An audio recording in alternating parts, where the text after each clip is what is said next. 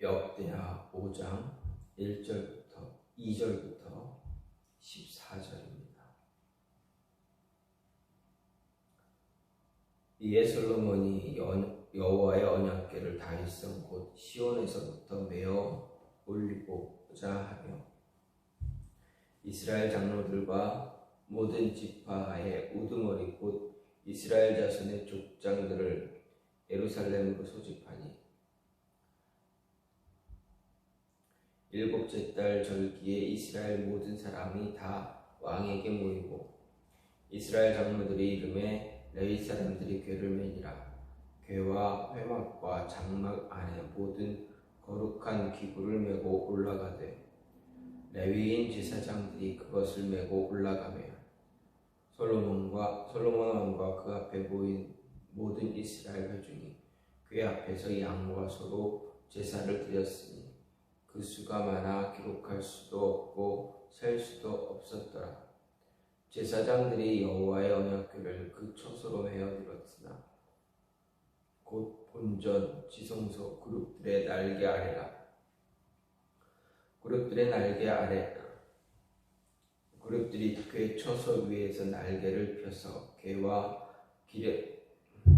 그채를 덮었는데 그채가 길어서 궤에서 나옴으로 그 끝이 본전 앞에서 보이나 밖에서는 보이지 아니하며 그 궤가 오늘까지 그곳에 있으며 궤 안에는 두들판 외에 아무것도 없으니 이것은 이스라엘 자손이 애굽에서 나온 후 여호와께서 그들과 언약을 세우실 때에 모세가 호렙에서 그 안에 넣은 것이더라. 이때에는 제사장들이 그 반열대로 하지 아니하고 스스로 결정하게 하고 성소에 있다가 나오매 노래하는 레위 사람 아삽과 헤만과 여두둔과 그의 아들들과 형제들이 다 세마포를 입고 제단 동쪽에서 서서 재금과 비파와 수금을 잡고 또 나팔 부는 제사장 120명이 함께 서 있다가 나팔 부는 자와 노래하는 자들이 일제히 소리를 내어 여호와를 찬송하며 감사하는데 나팔 불고 재금치고 모든 악기를 울리며 소리를 높여 여호와를 찬송하여 이르되 선하시도다 그의 자비하심이 영원히 있도다 하매 그때 여호와의 전에 구름이 가득한지라. 제사장들이 그 구름으로 말미암아 능히 서서 섬기지 못하였으니 이는 여호와의 영광이 하나님의 전에 가득함이었더라. 아멘. 오늘 말씀 역대하 5장 2절부터 14절 말씀입니다. 오늘 말씀은 솔로몬이 성전 건축과 성전 기구 제작을 마친 4장에 이어서 언약궤의 예루살렘 성전 안에 있는 지성소에 안치하는 그런 모습입니다. 먼저 2절부터 6절 말씀은 솔로몬이 7월 절기에 이스라엘 백성들의 대표자들을 예루살렘으로 소집해서 여호와의 언약궤를 다윗성에서 성전으로 메어 올린 사실을 언급하고 있습니다. 이어 7절부터 10절에서는 메어 올린 언약궤를 성전 안의 지성소 두 그룹 날개 아래에 안치한 사실이고 11절에서 13절은 모든 제사장들과 성전 찬양들이 성소 밖 제단 곁에 서서 여호와 하나님을 찬양한 사실을 이야기합니다. 마지막으로 13절 하반절부터 14절은 여호와의 영광이 성전에 임했다라는 것을 이야기하고 있습니다. 하나님의 언약궤는 그 자체가 신적인 것이나 어떤 신비한 능력을 가진 것은 아닙니다. 하지만 언약궤는 하나님의 말씀과 언약을 상징합니다. 하나님의 임재를 상징합니다. 따라서 성전이 성전되기 위해서 무엇보다도 언약궤가 성전에 안치되어져야 한다라는 것입니다. 왜 그렇습니까? 성전은 하나님께서 이스라엘과 맺으신 언약에 기초해서 이스라엘 가운데 임재하심을 나타내는 상징적인 처소이기 때문에 그렇습니다. 그래서 만일 성전에 언약궤가 안치되지 않는다면 그것이 아무리 화려해도 또 거기에 사람들의 정성과 열의가 아무리 많다 해도 일반 건축물과는 다를 바가 없다라는 것입니다. 그런 의미에서 언약궤의 지성소 안치는 성전 건축의 완성이자 봉헌의 근원이다 할 수가 있습니다. 따라서 솔로몬은 성전 건축과 기구 제작이 완료되자 가장 먼저 한 것이 하나님의 언약궤, 언약의 상징인 언약궤를 다윗성에서 메어다가 성전의 지성소에 안치했다라는 이야기입니다. 그러니까 이때가 솔로몬 즉위 11년 7월 절기 장막절이 시작되기 일주일 전이었습니다. 그런데 성전 건축이 실제로 완료된 그것은 즉위 11년 8월이었습니다. 이렇게 언약궤의 지성소 안치식과 그에 이어진 성전 봉헌식은 건축의 완료보다 약 한 달 정도 앞당겨져 시행되었다라고 볼 수 있습니다. 아마도 솔로몬은 비록 성전 건축이 완전히 완료된 것은 아니었지만 본체 건축과 기구 등의 제작이 완료됨에 따라 장막절에 맞춰서 성전 봉헌식을 갖기 위해 언약궤의 지성소 안치식을 앞당겨 시행했다라고 생각할 수 있습니다. 이렇게 솔로몬이 성전의 지성소에 언약궤를 안치하는 이 정막절 절기 이 안치식을 거행하는 모습을 보면서 오늘 말씀을 통해서 우리가 생각할 수 있는 것 무엇인가 보게 되면 우선은 말씀으로 연합해서 주의 일을 감당해야 한다. 하나님의 사역을 모든 하나님의 사역, 모든 일들, 우리에게 맡겨진 일들 다 말씀으로 연합하면서 모든 것이 시작되어져야 한다라는 것입니다. 2절 말씀을 보면 솔로몬이 여호와의 언약궤를 다윗성 시온에서부터 메어 올리고자 해서 이스라엘 장로들 그리고 모든 지파의 우두머리 이스라엘 자손의 족장들을 다 모았다라는 것을 보게 됩니다. 다 이스라엘의 어떤 지도자급, 리더자급들은 다 불러 모았습니다. 언약궤를 옮기기 위해서 필요한 인원은 얼마나 됩니까? 레위인만 있어도 됩니다.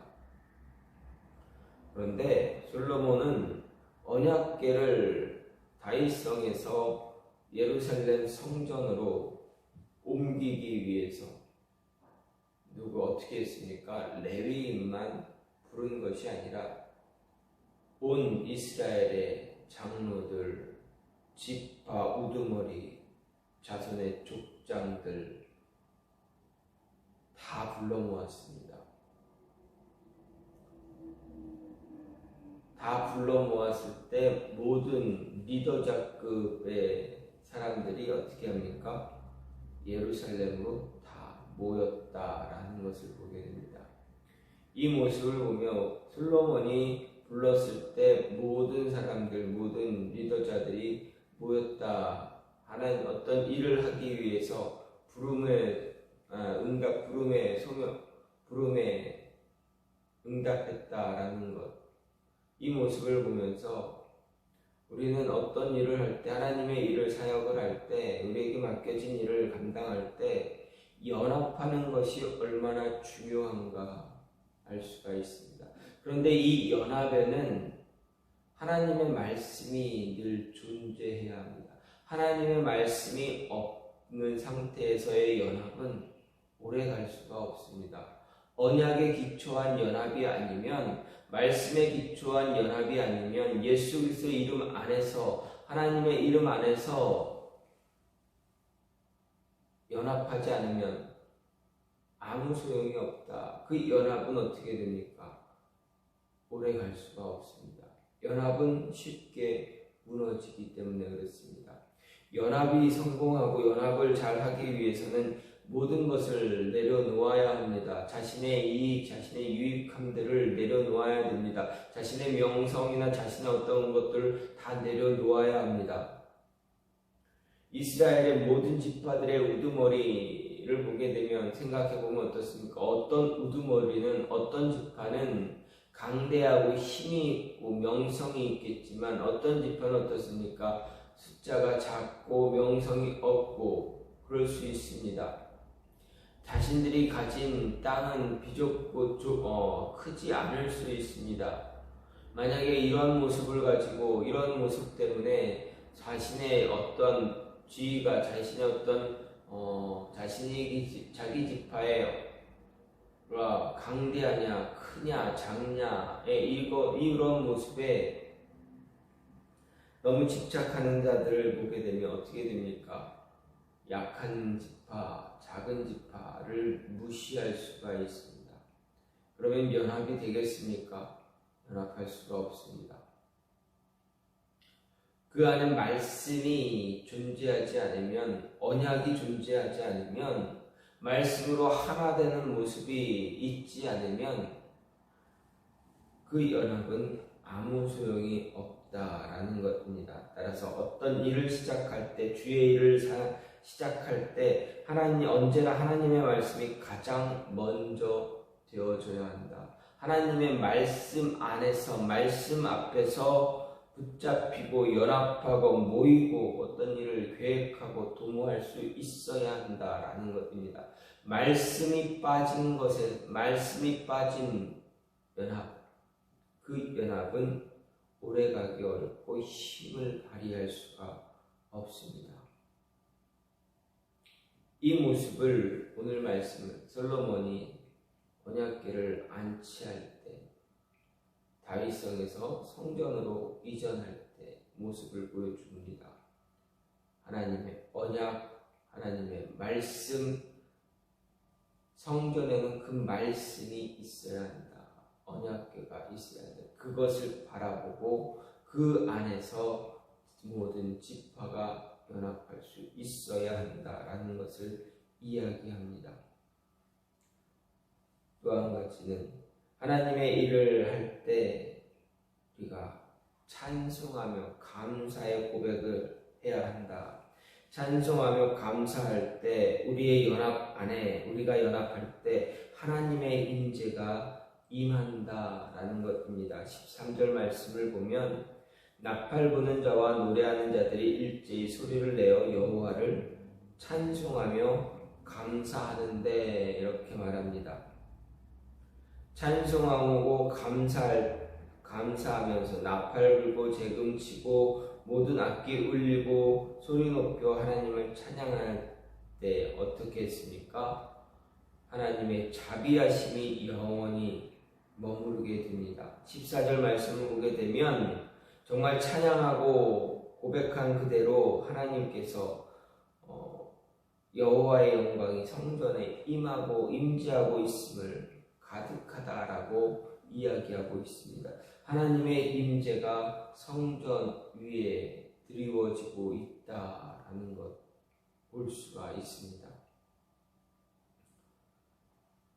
우리 마음의 고백 가운데 우리가 마음속으로 우리가 진실함으로 하나님 앞에 찬양하며 고백하는 그 순간 하나님의 임재가 우리 안에 임하게 된다.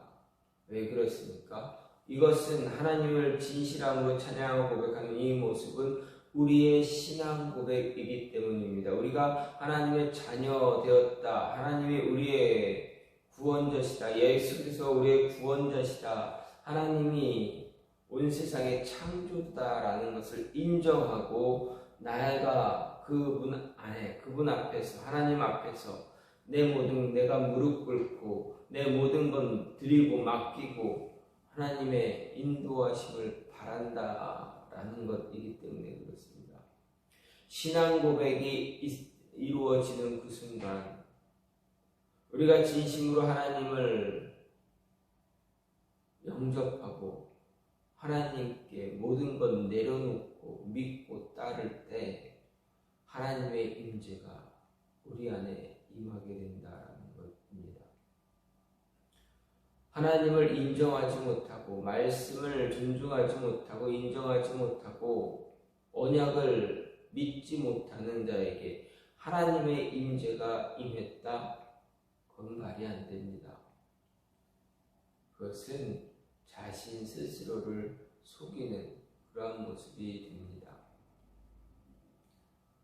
정말 오랜 시간 동안 기독교 안에서 많은 나라에 보면 많은 나라의 기독교 이렇게 보게 되면 그 역사를 보게 되면 나라마다 온 세상에 있는 그 기독교 역사 안에 하나님을 온전히 믿지 않고 따르지 않는 그러한 이단들의 모습들이 많이 나타나 있습니다. 그들이 왜 이단으로 낙인이 찍히게 됩니까? 하나님의 언약, 말씀을 온전히 받아들이지 않기 때문에 그렇습니다. 말씀을 말씀으로, 언약을 언약으로, 예수 그리스도를 하나님의 아들로, 구주로, 우리의 구원자로, 메시아로 받아들이지 않기에 어떻게 됩니까? 그들은 이단, 기독교 역사에서 이단으로 낙인이 찍혔습니다. 자신을 하나님이다 라고 이야기하고 자신만 믿고 자신에게 복종해야 된다 이렇게 이야기합니다. 조금 하나님의 능력이 임해서 하나님의 능력이 임해야 하는 그 순간 성령의 임재가 성령의 충만함이 잠시 성령께서 일을 하실 때 그것이 자신의 능력인 것처럼 착각하는 그 순간 하나님을 멀리하고 하나님을 인정하지 못하는 그 순간 어떻게 됩니까?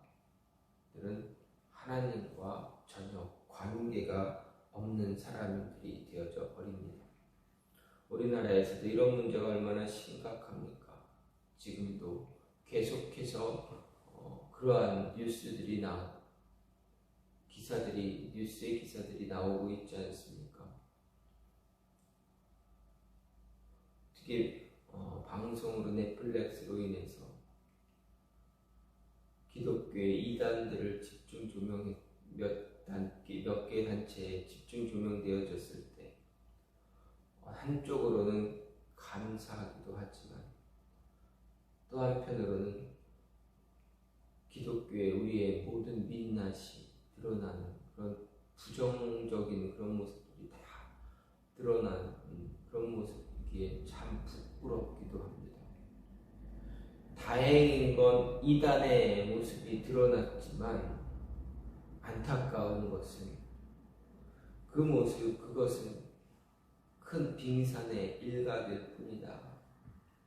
그리고 그러한 그런 모습에 고통받고 있는 많은 영혼들이 아직도 수많은 영혼들이 있다라는 것입니다.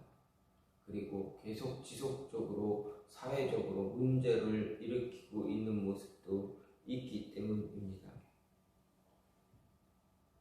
자신을 하나님이다, 하나님이 자신 안에 있다, 임재했다라는 이런 허황된 말을 하면서 자신이 하나님의 계시를 받았다라는 이런 허황된 말을 통해서 안타까운 영혼들을 힘들게 하고 그들을 해방하고 그들을 미혹하는 그 모습에 참